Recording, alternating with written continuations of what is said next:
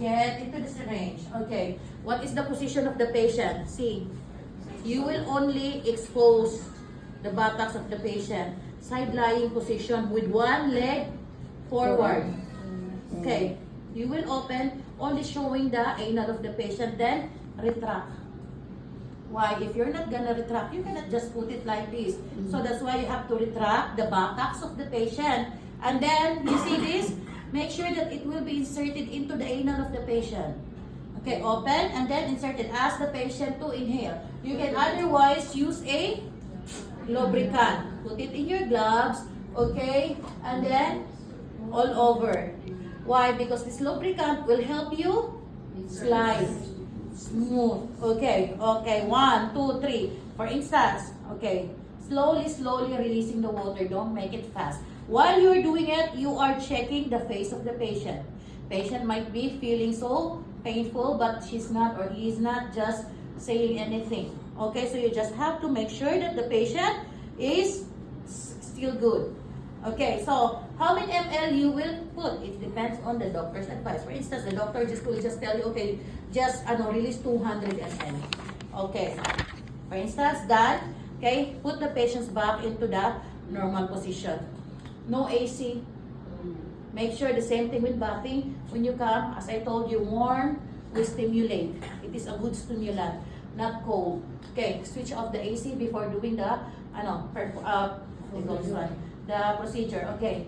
Then you have to prepare your bedpan. Bedpan if the patient is unable to stand. Okay. Commode is a wheelchair with a bedpan if the patient is able to stand.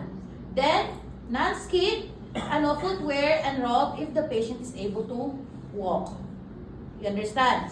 Okay, now, if the patient is unable to walk, or sometimes patients are not comfortable because of the privacy, the patient will just tell you, I cannot poop because you are here. Okay, here is the, bottom, press bottom. Okay, if you feel that you wanted to eliminate, okay, just press the bottom, then I will come immediately. Not when you're still no, still feel pooping. So this is not a good stimulant, remember? So you have to make sure, put the patient into safety place, like rails up, so on and so forth. Then you may go and come back after. Okay, so after, then you have to do the perineal care. If the patient is unable to move. If the patient is just sitting on the commode, yes, you still have to do it. And if the patient is going to the toilet, then you might help the patient, assist the patients to the toilet and clean the patients after. Because they still need assistance.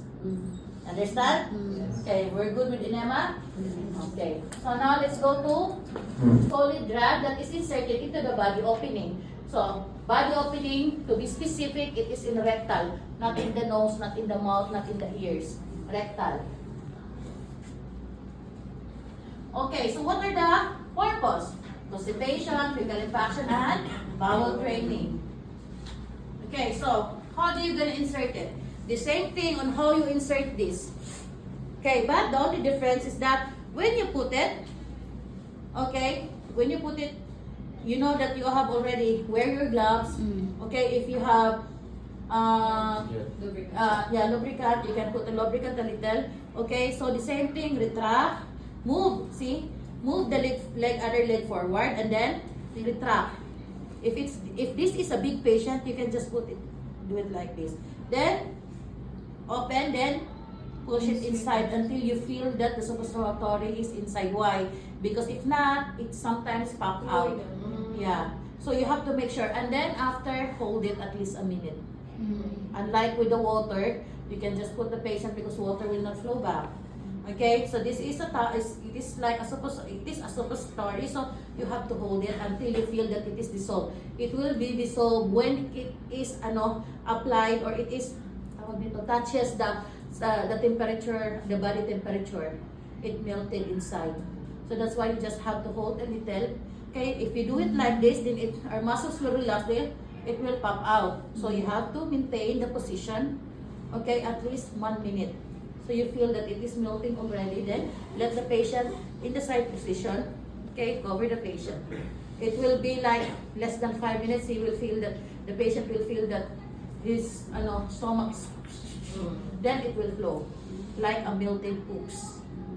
Okay, you understand? Okay, next is caring with ostomy. So you know what is ostomy? Yes. Well, if the patient were not able to poop, some person or some people or some kids were born without a hole in the anal. So what they do, the doctor will do the surgical wall, okay, direct into the intestine or the stomach. Why? So when it is accumulated, remember the digestive system, when they filtered and remove all the pulp of the food that we're eating, it will be eliminated. So where it will go if there is no anal hole in the body of the patient. So that's why they create it here. So after filtering, after removing, or after squeezing or whatever, the poops will go directly from the stomach of the patient. So now, how are you gonna maintain it? Ostomy is a surgically created opening for the elimination of the body waste. Stoma is opening seen through the abdominal wall. So these are the terminology. Colostomy is a surgically created opening between the colon and the abdominal wall. So, So the process is ostomy. The term that we call for this is colostomy. It means to say opening. Okay, so ostomy is surgically directed into the ileum. Okay, and abdominal wall. So ileum, our stomach is this. Okay, inside are the intestine.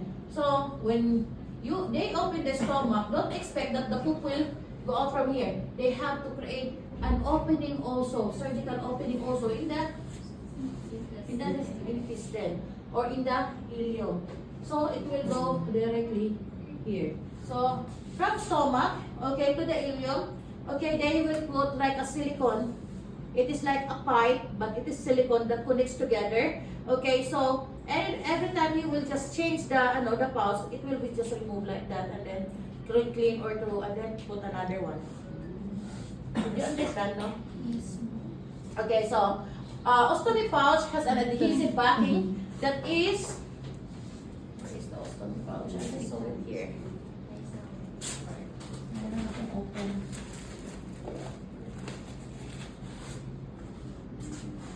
Ano na, 1 hour na naman. Okay, so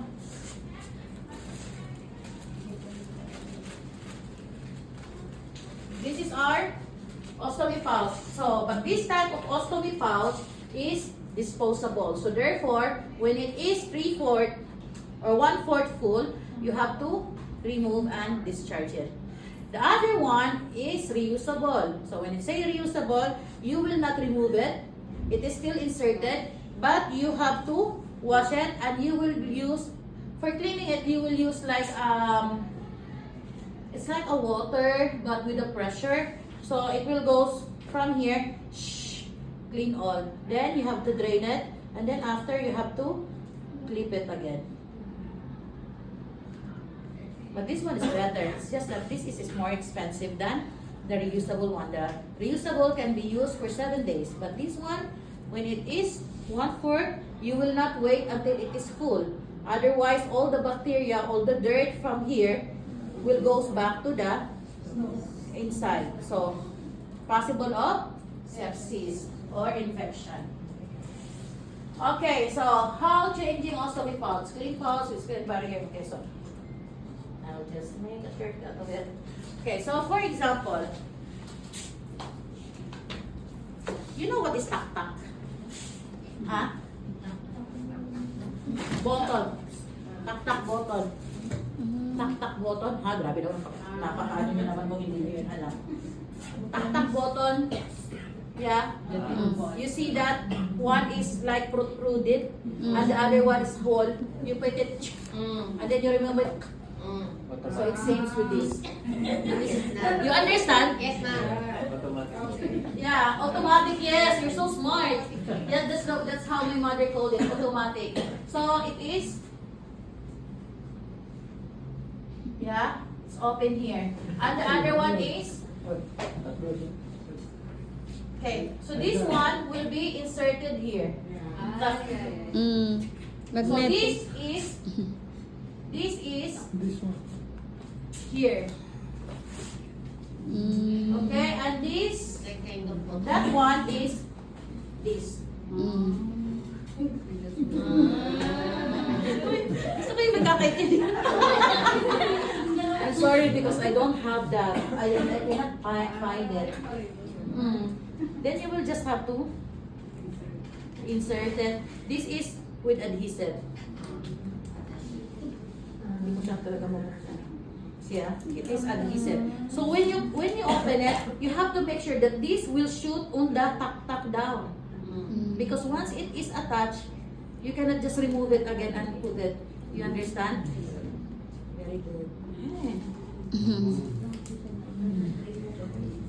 So for instance, okay, so for instance, you will be using disposable one. Okay, so the old one is attached here. You have to remove it. You have to use a adhesive remover. There is an adhesive remover available in the hospital, wearing your gloves, okay? And then the pick-up forceps and your cotton together. You know what is the pick-up forceps? Ano? Oo, ito yun.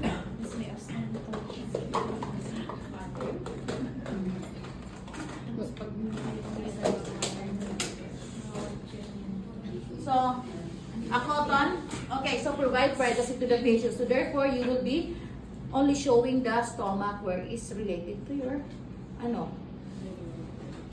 adhesive remover and a cotton, okay?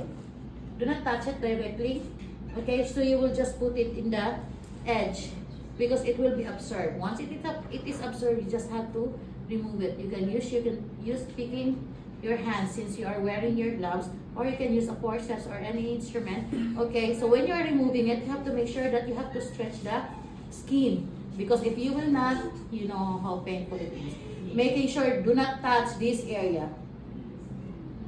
Okay, because this is the open area. Okay, so when you open it, okay, slowly just remove it. Now, how you gonna clean it? You will not use any antiseptic, only a clean water or a solution provided by the hospital. Okay, you have to clean the area. Okay, you have to make sure also that there's no red, you have to observe. Okay, then inside this area, okay, so probably poops are coming from there. You have to use a cotton buds and clean. Okay, using the antiseptic provided by the hospital. Okay, then after that, once this one is clean, then you have to just remove, and then put it back.